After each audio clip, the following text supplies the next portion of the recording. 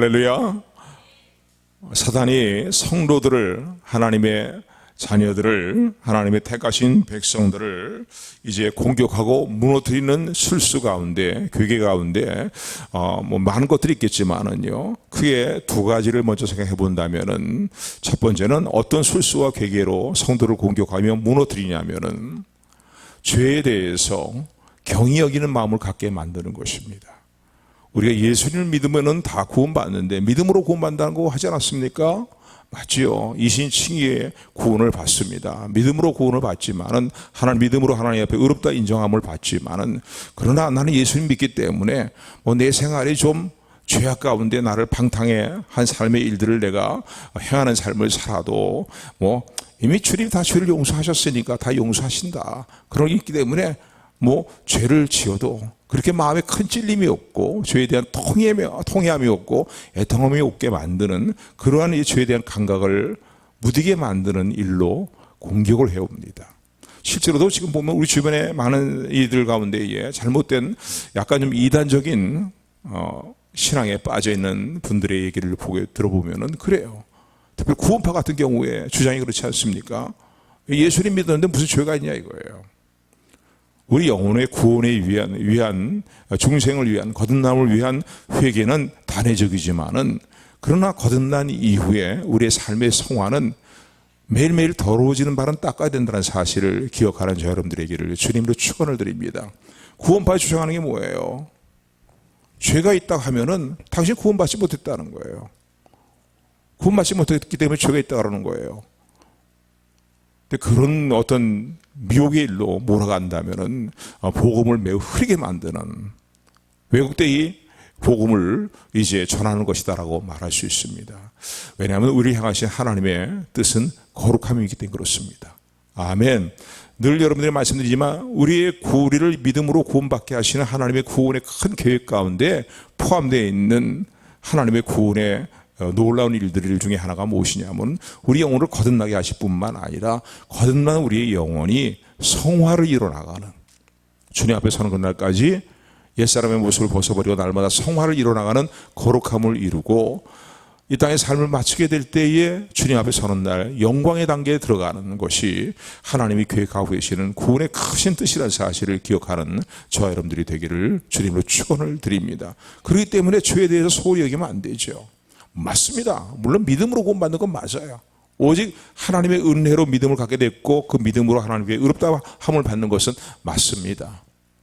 그러나 거듭난 성도의 삶에 반드시 나타나야 될 삶의 일들은 무엇이냐면요, 죄에 대한 통회하는 마음이 있고 애통하는 마음이 있어야 됩니다. 이런 마음들이 없기 때문에 예수님 믿고 난 이후에 삶의 변화가 일어나지 않는 거예요. 예수님 믿었다면 우리의 삶에 변화가 있어야 될 거 아닙니까? 단번에 온전해지는 건 아니라 할지라도 옛사람의 모습을 벗어버리고 죄악된 일을 벗어버리고 불신앙적인 삶의 일들을 벗어버리고 변화가 일어나야 되지 않겠습니까? 근데 10년, 20년 믿어도 그냥 그런 거예요. 그러면서 나는 예수님 믿고 있으니까 구원받는다. 이건 잘못된 생각이라는 사실을 우리 모두가 기억하는 저 여러분들이 되기를 소원합니다. 이거 원수마귀의 괴계예요. 술수예요. 속임수예요. 또 하나 원수마귀가 성도들을 무너뜨리기 위해서 공격할 때에 쓰는 그 속임수는 무엇이냐면요, 속임수가 아니라 성도를 무너뜨릴 때에 어떻게 공격해 오냐면요, 죄에 대해서 가볍게 여기게 만들 뿐만 아니라 그 다음에는 죄를 짓고 나면은요, 그 죄에 대해서 정죄합니다. 그리고 그 죄, 우리가 지은 죄의 문제를 가지고 하나님 앞에 하나님께 송사하고요, 그리고 우리를 조롱하는 일들을 통해서 우리를 낙심하게 만든다는 사실을 기억하게 되는 저 여러분들이 되기를 주님으로 축원을 드립니다. 그러니까 죄를 지면 속이 시원하던가요? 신앙생활에 기쁨이 있던가요? 죄를 짓고 회개하지 않고 있는데 그 죄를 짓고 난데 왜 내가 죄를 짓을 때는 짓기 전에는 뭔가 내게 상당히 유익하고 이익이 되고 득이 되고 내 기쁨이, 내 즐거움이 있고 일락이 있을 것 같은 그런 마음 때문에 죄를 짓지만요, 하나님의 백성들은 죄를 짓고 나면요 마음이 괴롭습니다. 아니라고 부인할 수가 없어요. 왜? 사단의 정죄가 있기 때문이죠. 또 하나님 앞에서 우리의 선한 양심이 우리를 그냥 내버려주지 않고 있기 때문입니다. 근데 사단은 죄를 지어도 된다, 그까짓 거 뭐 괜찮아, 예수님 믿고 다 구원받았지, 그렇게 우리 속일 뿐만 아니라 정작 죄를 짓고 나면요, 그 다음에는 우리를 정죄하기 시작하는 거예요. 하나님이 우리를 고소합니다. 하나님, 저 딸을 보십시오, 저 아들을 보십시오, 저들이 어찌 하나님의 자녀라고 얘기할 수 있겠습니까? 얼마 전에 어떤 죄를 저지른지 아십니까? 그 전에는 또 어떤 죄를 저지른지 아십니까? 그런 죄들을 얼마나 수없이 반복하고 있지 않습니까? 그러면서도 어떻게 저들이 하나님의 일을 한다고 하며 주의 복음을 전한다고 하며 주님을 섬긴다고 얘기합니까? 끊임없이 우리를 하나님 앞에서 정죄하고 송사하는 자가 바로 사단입니다. 그래서 우리가 하여금 낙심에 빠지게 만들어요. 너 봉사해봐야, 네가 헌신해봐야, 전도해봐야, 너가 지금 네 모습이 어떤 모습이냐 이게. 그런 전도하는 모습을 하나님이 기뻐하시겠냐? 해봐야 소용이 없다. 이런 식으로 우리를요, 낙심하기, 정죄하고 낙심시키는 것이 우리를 무너뜨리는 사단의 수법이라는 사실을 기억하시기를 주님의 이름으로 축원을 드립니다. 이스라엘 나라가 오늘 이 스가랴서 이 말씀을 보게 될 때에 시대적인 상으로 보게 되면요, 이스라엘의 죄악이 아주 관영하여서 차고 넘치는 죄악으로 인해서요, 주변을 돌아봐도요, 하나님께로부터 주어질 그 소망을 기대할 수 없는 그런 이제 상황에 죄악이 깊이 관영한 시대에 바로 스가랴서를 통해서 하나님이 주신 말씀은 본문의 말씀이다라고 볼 수 있습니다. 그런데 오늘 스가랴서 말씀 보니까요, 하나님께서 스가랴에게 환상을 보여주시는데 1절의 말씀이에요. 어떤 환상을 보여주시냐면 우리 1절 말씀 다 같이 한 목소리로 합독합니다. 시작.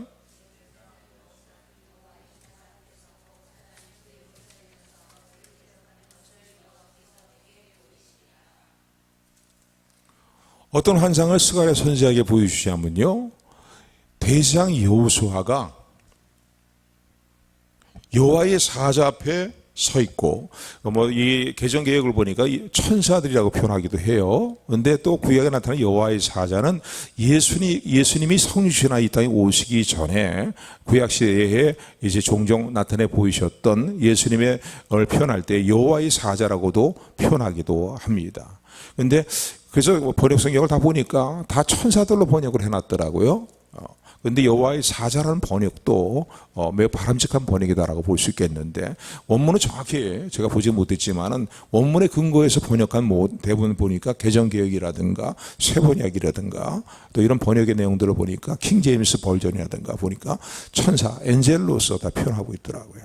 어쨌든 간에 중요한 건요, 바로 이 여호수아가 어떤 사람이냐면 대제사장 여호수아입니다. 모세 후계자였던 여호수아를 말하는 것이 아니라 이스라엘도 동명이인들이 많기 때문에 말이죠. 이 본문에 나타난 여호수아는 대제사장의 직무를 감당하고 있는 이제 직분을 갖고 있는 사람이다라고 말할 수 있습니다. 그래서 여호사닥 대제사장의 아들이다라고 표현하고 있는데, 이 스룹바벨을 중심으로 해서 이스라엘 백성들이 바벨론에서 고향 땅으로 이스라엘 지역으로 귀환하게 될 때에 함께 이제 온 영적인 지도자가 누구냐면은 바로 여호수아입니다. 대제사장 여호수아, 스룹바벨 총독과 함께 온 이제 영적인 지도자 중에 하나가 여호수아다라고 말할 수 있습니다.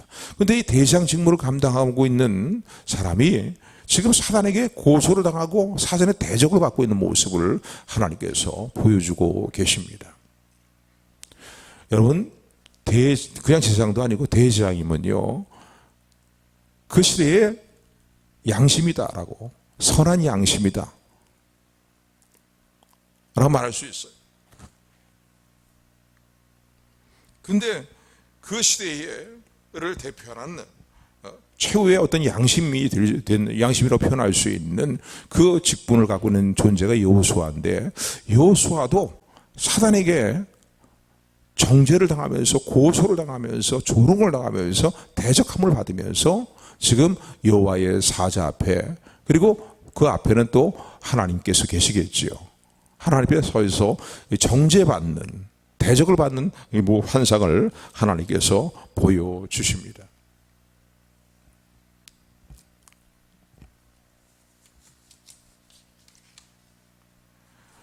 이 유럽의 도덕사를 기록했던 레키시라는 분이 있습니다. 이분이요, 이 도덕사를 기록하면서 그런 말을 했습니다. 로마 시대에는 온갖 사기와 속임수와 말이죠,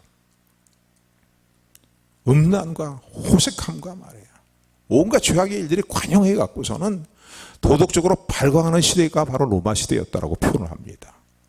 그런데 그 시대만 그렇습니까?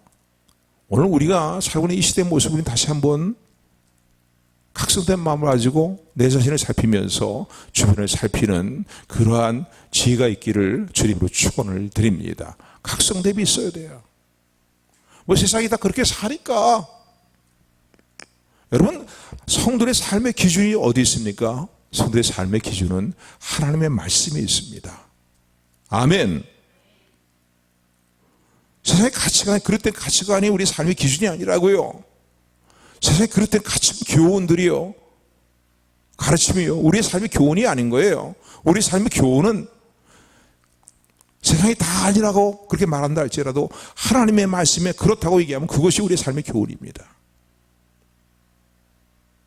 그런데 이 시대의 모습은 도덕적으로 얼마나 정말로 타락한 상태에 있는지 말이죠, 그릇된 가치관에 대해서 옳다고 얘기들 합니다. 더구나 믿는 성도들이 마땅히 하나님의 말씀을 절대 가치를 두고 그 말씀을 따라야 되잖아요. 내 인생에 가는 길의 등불의 빛이 바로 여호와의 말씀입니다 라는 고백이 진정한 고백이 되어야 되잖아요. 그런데 그렇게 살지 않는 거예요. 세상에 동화되어 살아가는 거예요. 얼마 전에 또 얘기를 잠깐 들으니까요, 뭐 전에도 그런 상황들을 알았지만 점점 이 상황이 깊어지는 것 같습니다. 은퇴한 노 목사님 한 분이요, 그런 얘기를 했다 그래요. 이제 그분이랑 대화를 하는 분이 들은 얘기를 전달을 전해줘서 들었는데, 그분 그런 얘기, 은퇴하면서요, 어떻게 은퇴를 잘 마치셨습니까? 은퇴를 무사히 잘 마치셨네요. 그러니까 그분이 그냥 웃으면서 이런 말씀 하시더라는 거예요. 그러면 어떻게 후계자는 어떻게 하셨습니까? 물으니까요, 요즘 젊은 목사들 다 거세해버려야 돼, 그러더라는 거예요. 거세해버려야 된다. 거세가 뭔지 아시죠? 그만큼 영적 지도자 세계에서도요, 깨지 못하면은요, 음란이 막 파고드는 거예요, 지금. 여러분들은 어떻습니까? 여러분 삶에는 매 순간순간 음란과의 치열한 싸움을 싸우게 되지 않습니까? 정말 그래요. 레키시가 얘기한 것처럼 도덕적인 발광하는 시대가 로마 시대뿐만 아니라 지금 우리 시대가 아닌가 하는 생각을 안 해볼 수가 없습니다. 온갖 속임수들, 거짓된 선전과 선동들 말이죠. 뭔가 흑백을 가리는 것도 이것이 올바른 선한 양심과 정직한 마음과 정당한 법에 의해서 근거해서 흑백을 가리는 게 아니라 말이죠. 편향적이에요, 편향적이에요. 자기가 갖고 있는 이념과 사상에 근거해 갖고서 말이죠, 올바른 법이 있음에도 불구하고 말이죠, 그렇게 행하는 거예요. 이 땅의 백성들의 모습을 봐도 그렇지 않습니까? 전후자를 분별을 못해요. 내가 잘한다고 얘기하는 게 아닙니다. 조금만 선한 양심을 가지고 바르게 분별하려고 보면은 분별이 분명히 되어지는 일들인데도 무엇이 검은 것이 무엇이 흰 것이지 구별하려고 하지 않아요. 분별하려고 하지 않아요. 남을 판단하는 것은 올바르지 못한 것입니다. 그러나 분별은 해야 됩니다. 하나님 말씀에 근거해서 이것이 옳은 것인가 틀린 것인가는 분별하고 살아야 된다고요. 왜 이 말씀을 드리냐면요, 뭐 참 누워서 침 뱉기 같은 그런 얘기인데 내가 이 얘기를 한다면 좀 그렇지만요, 그러니까 영적 지도자 세계도 이러니 그냥 성들의 삶에는 오죽하게 내가 생각이 들더라고요. 저도 잘한다고 하는 게 아닙니다.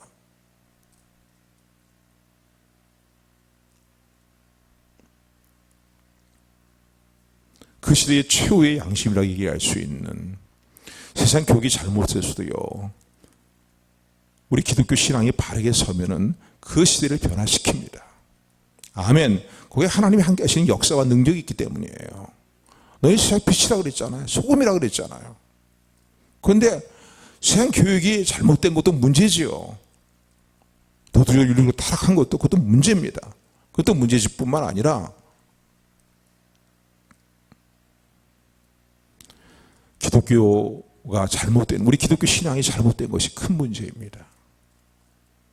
기독교, 세상 교육이 잘못돼서도 기독교 신앙이 바르게 서 있으면은요, 그 시대를 변화시킵니다. 그런 역사적인 예, 그런 얘기가 많잖아요. 18세기 산업혁명 때 영국에 말이죠, 일어났던 대부흥의 각성의 운동들을 보게 되면 그렇지 않습니까? 기독교 역사에 나타난 각성의 운동을 보면 때 그렇습니다. 그 각성의 부흥의 운동이 일어나게 되고 부흥이 일어날 때의 그때의 시대 인상을 보면 죄악이 아주 관영한 때였어요. 어느 때보다도요. 그런데 하나님 그때 각성시키는 소수의 사람들을 통해서요, 그 시대를 변화시키는 놀라운 부흥을 일으킨 것을 기억하는 저 여러분들이 되기를 주님의 축원을 드립니다. 그래서 동화되어 살아서는 안 되지요. 그런데 오늘 본문의 말씀을 보니까 그 시대 최후의 양심이라고 할 수 있는, 그것도 제장이 아니라 대장인 여호수아가 사단에게 정죄를 당하고 있는 거예요. 고소를 당하고 있는 거예요. 비웃음을 당하고 있는 거예요.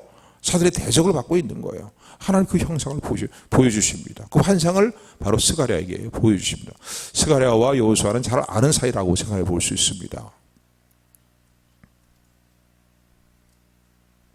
그러면서 이 조롱하면서 비웃고 대적하는 이 사단에 대해서 이제 하나님은 어떻게 대하시냐면요, 사단과 여호수아에 대해서 하나님은 어떻게 행하시냐면요, 하나님이 이런 상황을 한번 생각해 보세요. 이런 상황 속에서요, 대장 여호수아까지, 대장은 온 백성을 다 대표하는 사람이에요.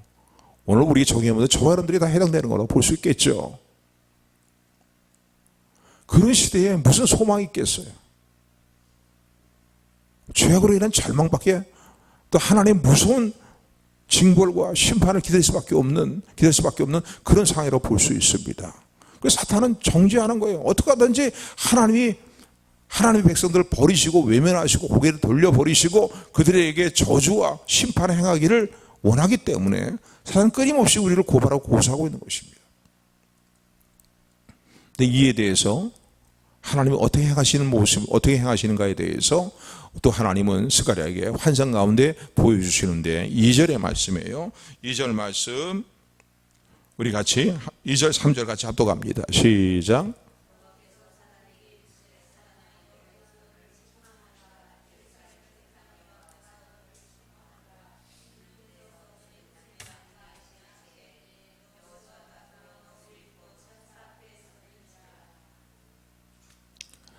이 절에 보니까 하나님께서 누구를 책망하십니까? 여호수아를 정죄하고 송수하고 고소하는 사단에 대해서 하나님 책망하십니다. 우리가 생각하는 우리가 흑백 논리로 따진다면요, 일반적인 논리로 따진다면은 책망받을 존재가 지금 누굽니까? 이 상황 속에서는 대장 여호수아인 거예요. 더구나 제장도 아니고 일반 백성은 아닐 뿐만 아니라 제장도 아니잖아요. 최후의 양심이라고 얘기할 수 있는, 최후의 하나님을 수용되는 데 있어서 남아 있어야 될 사람이라고 얘기할 수 있는 대장입니다. 그러니까 야, 네가 어찌하여서 여호수아야 그렇게 추하고 더럽고 어둡고 그런 죄악의 일들을 네가 행했느냐? 나를 배신한 거 아니냐? 하나님께 책망하셔야 되는데 당장 내 제장의 직분을 그만둬버려, 내려놔라 말이죠. 이래서 호통을 치고 징벌하시거나 말이죠. 그런 상황인데 오늘 3절에 보니까 이런 사단의 정죄와 고소와 송사에 대해서 하나님은 오히려 사단을 책망을 하십니다. 사단아, 여호와가 너를 책망하노라. 예루살렘을 택한 여호와가 너를 책망하노라. 이 중요한 단어가요, 택한, 예루살렘을 택한 여호와가 너를 책망한다는 말씀이에요. 이게 무슨 말씀입니까? 여호수아 내가 택해서 세운 대제사장이라는 거예요. 그러므로 저를 세우고 그 직무를 감당하기에 합당한 모습으로 그를 다듬어 나가는 것은 나에게 속한 문제라는 거예요. 내가 택했다는 거예요. 그런데 네가 왜 왈가왈부하냐 거기에 대해서. 전능자가 택했고 하나님의 부르심에는 후회하심이 없는데, 은사 부르심에 후회함이 없다고 그렇게 성경에 보면 말씀하고 있잖아요.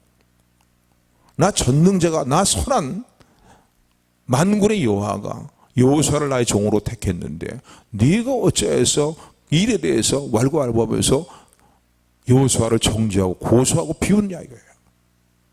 그래서 오히려 누구를 책망하십니까? 사단을 책망하십니다. 오늘 본문에 나타난 상황들은요, 영적인 세계에서 지금 이루어지고 있는 일들이라고도 볼 수 있습니다. 하나님의 앞에서의 이루어지고 있는 일들, 영적인 세계의 모습이라고도 볼 수 있습니다. 그러면서 이 여호수아의 모습에 대해서 표현을 하시죠. 2절에 보니까 이런 불에서 꺼낸 그슬린 나무가 아니냐 하실 때에, 그러니까 여호수아의 모습이 불에 막 화로 타는 불에 들어가고서는 불이 그냥 나무가 타갖고서는요, 뭐 3분의 1, 4분의 1을 타버리는 그런 상태에서, 반쯤 타버린 상태에서 그 불에서 끄집어낸 그슬린 나무 아니냐 이거예요. 불에서 꺼낸 그슬린 나무란 표현은 영적으로 본다면 이런 표현이죠. 죄악으로 더러워진 여호수아의 모습을 볼 수 있고, 그로 인해서 환난 가운데에 온갖 상해를 입고 온갖 상처를 입은 그런 모습에 이제 여호수아를 영적으로 의미한다고 볼 수 있습니다. 사실 죄악으로 더러워졌지요. 그러니까 대장이 이 정도니까 그 시대가 오죽하겠습니까? 그런데다가 어떻게 해요? 그 죄악으로 해서 온갖 상해를 입고 있는 거예요. 여러분 한번 생각해 보세요. 여호수아가 대장의 직분은 감당을 해야 되는데 사단이 끊임없는 정죄와 송사가 있어요. 그런데 제사의 직무를 감당하려고 하니 그거 얼마나 괴롭겠습니까? 얼마나 마음이 힘들겠습니까? 그렇지 않아요. 하나님 생각하면 죄송해서 감당할 수 없고 말이죠.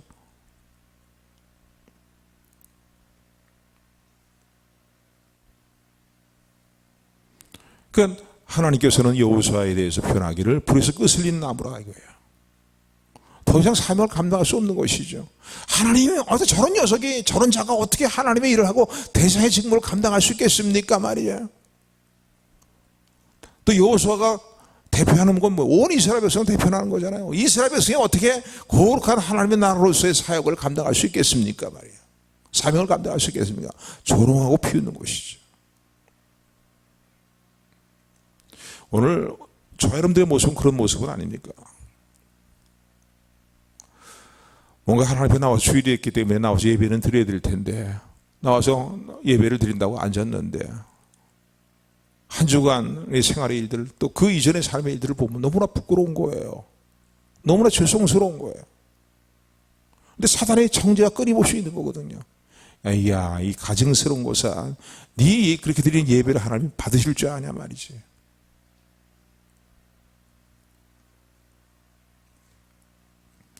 죄악이 얼마나 관영한지요. 지난 금요일 전에도 그런 말씀을 드렸지만요. 저도 잘 몰라요. 깊이 잘 모르는데 세상 돌아가는 어떤 내용들만 봐도 그렇습니다. TV에서 요즘 하는 프로들 가운데 어떤 프로가 있습니까? 결혼하지 않고 동거하는 건 당연한 거로 다 그렇게 취급을 하고 있어요. 다 그렇게 여기고 있다고요. 전에 같으면 난리가 났을 문제들입니다. 어떻게 방송에서 그런 것을 방송을 하고 그런 프로를 만들어 갖고 말이지, 그런 걸 방영하고 말이지. 여러분, 우리 삶의 기준이요, 세상 기준이 아닙니다. 성도의 삶의 기준. 더구나 여기에 대해서 우리 성도들만큼은 뭔가 깨어있는 마음들을 가져야 되는 거 아닙니까? 레위기 말씀을 보시기 바랍니다. 출애굽기 말씀을 보시기 바랍니다. 레위기에서 강조하는 게 뭡니까? 하나님의 백성들의 거룩한 삶을 강조합니다.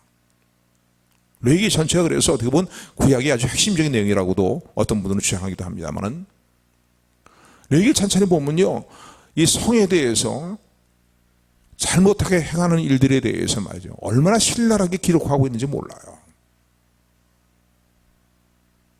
성적인 죄를 저지르게 될 때에, 혼전의 어떤 성적인 범죄를 행했을 때에 이런 모든 문제에 대해서 그냥 넘어가질 않습니다. 하나님 말씀의 기준에 보면은 혼전 동거가 맞는 얘기예요. 그리고 좀 살아보다가 마음이 맞으면 좀 더 뭐 사는 방향으로 나가고, 마음이 맞지 않으면 헤어지고 하는 게, 이게 올바른 얘기입니까? 어느 세상이 아무리 변한다 할지라도요, 성도의 삶 가치는, 이 절대 가치는 하나님 말씀에 있습니다.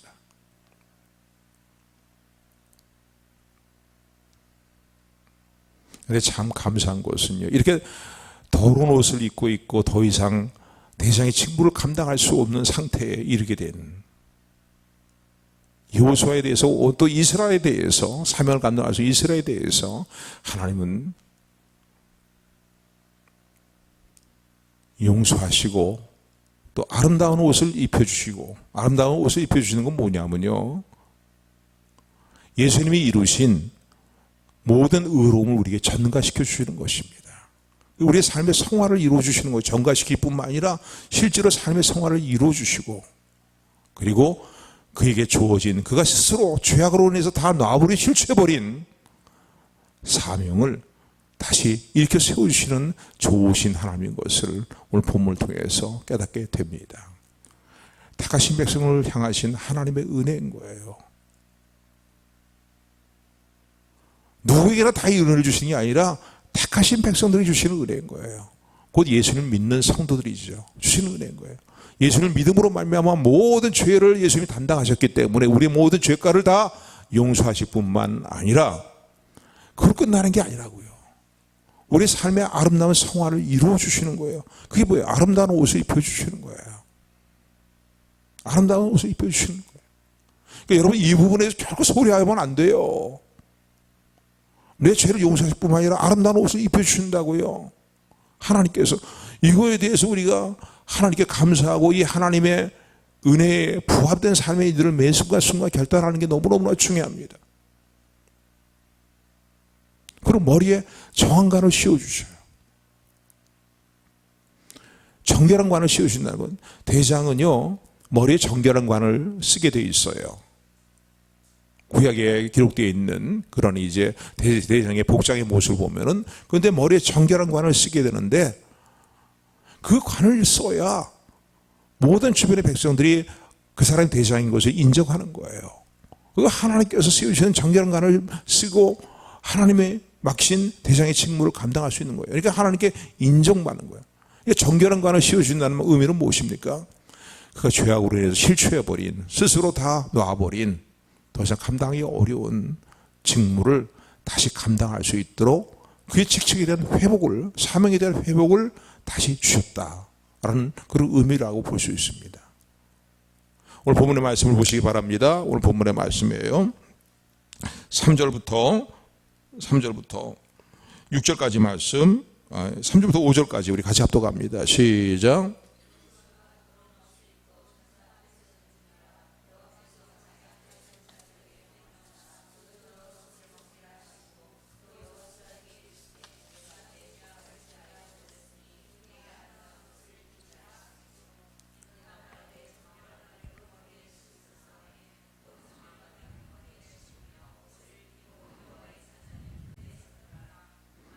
아멘. 그래서 오늘 뭐 천사라든가 천사들이나 아니면 여호와의 사자, 뭐 성신하기 이전에 예수님이라고 볼 수 있겠죠. 근데 어쨌든 뭐 의견들은 좀 분분하겠지만은요, 중요한 건 하나님이 어떻게 해가셨냐 이거예요.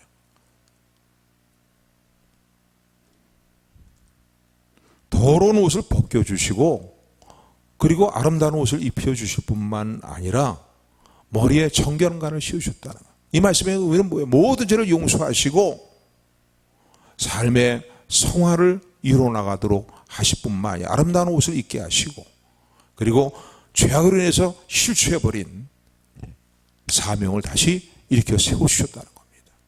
오늘도 우리 좋으신 아버지가 되신 하나님은요, 예수 그리스도 안에서 이 일을 행하셨고 행하고 계시는 하나님의 사실을 감사하는 저 여러분들이 되기를 주님으로 축원을 드립니다. 아멘. 아멘. 예수님이 오셔서 지금 이루신 일들이 뭐, 예수님이 이미 이루신 일들이 뭐 어떤 일들입니까? 우리 생각도 일어난 일들이 무엇입니까? 우리의 모든 죄를 다 담당해 주시고 용서하셨어요. 예수님 안에서. 믿으십니까? 아멘. 아멘.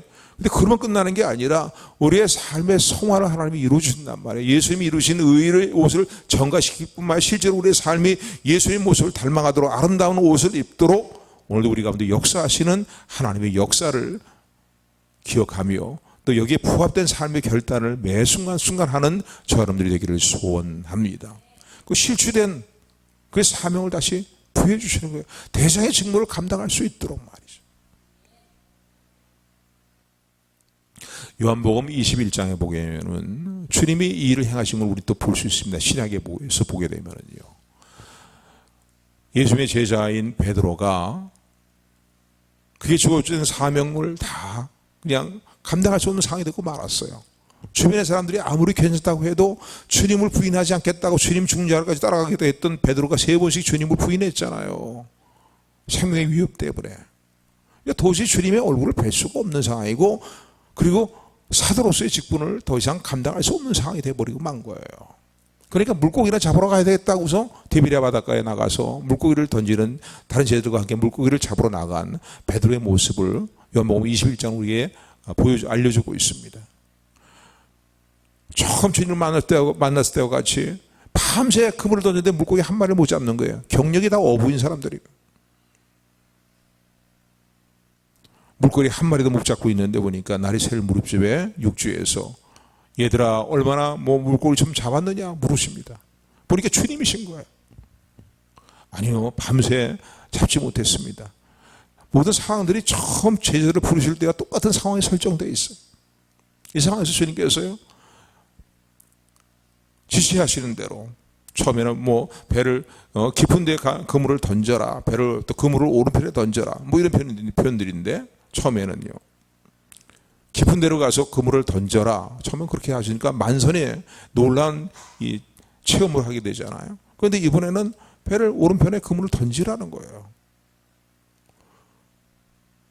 그런데 놀랍게도 만선에 처음 주님이 그들을 만나셨을 때, 그들을 부르셨을 때, 그들에게 사명을 주실 때 똑같은 상황 속에서 똑같은 일이 일어나는 거예요. 밤새 그물 던져도 한 마리 잡지 못했는데 만선의 축복이 그들에게 주어지게 됐어요.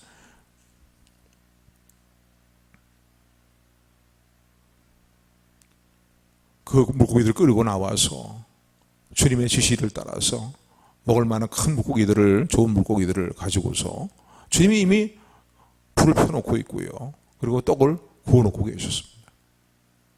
그 고기를 가서, 물고기를 가지고 와서 이제 함께 먹자고, 함께 먹고 이제 식사를 마치는데요.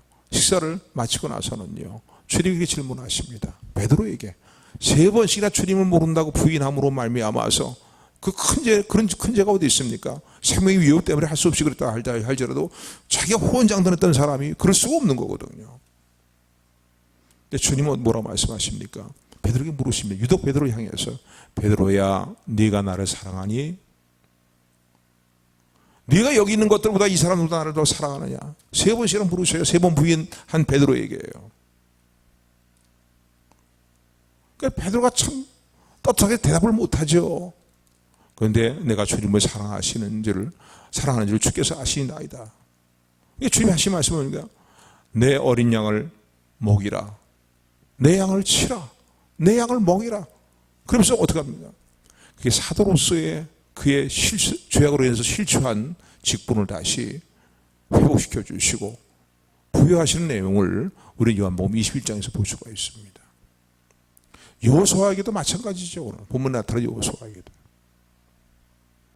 오늘도 예수님께서 우리를 위해서 행하신, 예수님을 통해서 하나님이 이루시는 일들은 뭡니까? 우리의 죄를 용서하시고 우리를 정결하게 아름답게 세우실 뿐만 아니라 사명을 다시 이렇게 세워주시고 그 사명을 감당하는 자리로 다시 나가도록 회복의 은총을 주시는 좋으신 하나님이, 살아계신 하나님이 오늘 저와 여러분들의 아버지가 되실 뿐만 아니라 예수님이 저와 여러분들의 주가 되시고 주님이 되시고 영원한 왕이 되심을 감사하는 저 여러분들이 되기를 주님의 축원을 드립니다. 자, 그렇다면 이 사실을 우리가 믿고 다시 힘을 내어서 피곤한 순간 이렇게 무릎을 다시 일으켜 세우고 사명의 자리를 해서 나갈 때 우리 가지들 마음가짐은 무엇일까요? 어떠한 삶을 살아야 될까요? 한마디로 얘기한다면요, 하나님 말씀에 순종하는 삶을 결단하셔야 됩니다. 이런 은혜를 주시지만은요, 매 순간 우리가 다시 어떻게 얘기했어요? 하나님 말씀대로 살겠다는 마음의 결단이 있어야 되는 거예요. 순종의 결단이 있어야 되는 것입니다. 아멘. 그 내용이 오늘 본문의 말씀에 보면 이렇게 이루게 되어 있어요. 7절부터의 말씀인데 7절 말씀 같이 합독합니다. 시작.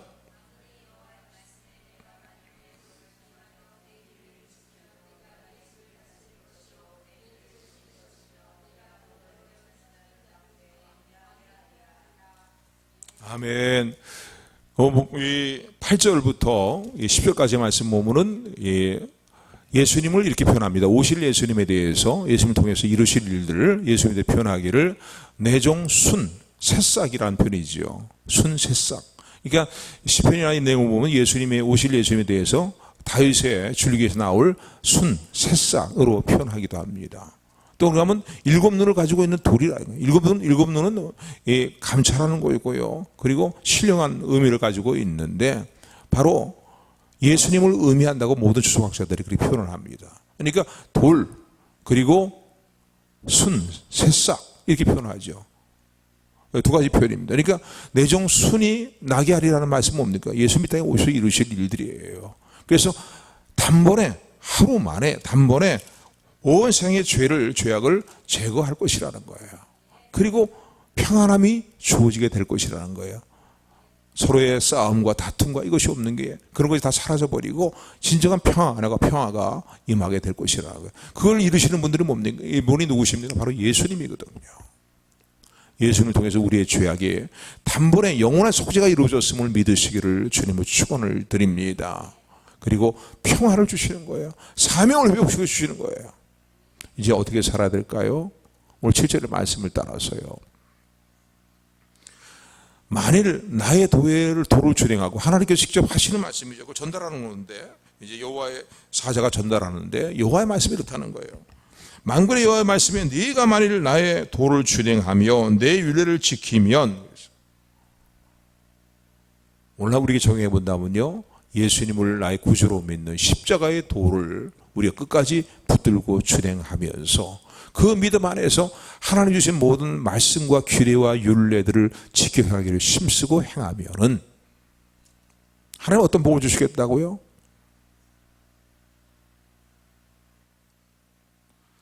네가 나의 집을 지킬 것이고 다스릴 거게 될 것이라는 거예요. 나의 뜰과 집을 지키고 다스리게 될 것이라는 무슨 얘기입니까?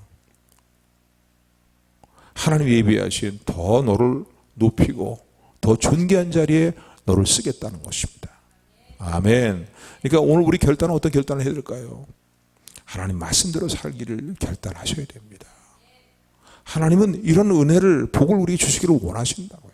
이미 예수 그리스도에서 이 은혜가 임하고 있고 그리고 말씀대로 우리가 살고 순종하는 삶을 살 때 하나님 더 높이시기를 원하시고 더 귀하게 쓰시기를 원하는 것이 하나님의 마음이라는 사실을 기억하는 우리 모두가 되기를 주님으로 축원합니다. 절대로 예수님을 통해 죄의 용서받았으니까 이제 뭐 설렁설렁 살아도 되겠지 이런 마음은 절대 금물이에요. 여러분요. 함부로 살아서는 안 돼요. 구원받는 백성들이 말이에요. 구원받기 위해서가 아니라 구원에 너무 감사하고 하나님의 구원을 주신 하나님의 기대가 하나님의 선하고 복된 그 기대가 무엇인지 알기 때문에 더욱더 주의 뜻대로 살아가는 일에 순종의 믿음으로 나아가는 우리 모두가 되기를 주님의 이름으로 축원합니다. 축원합니다. 축원합니다.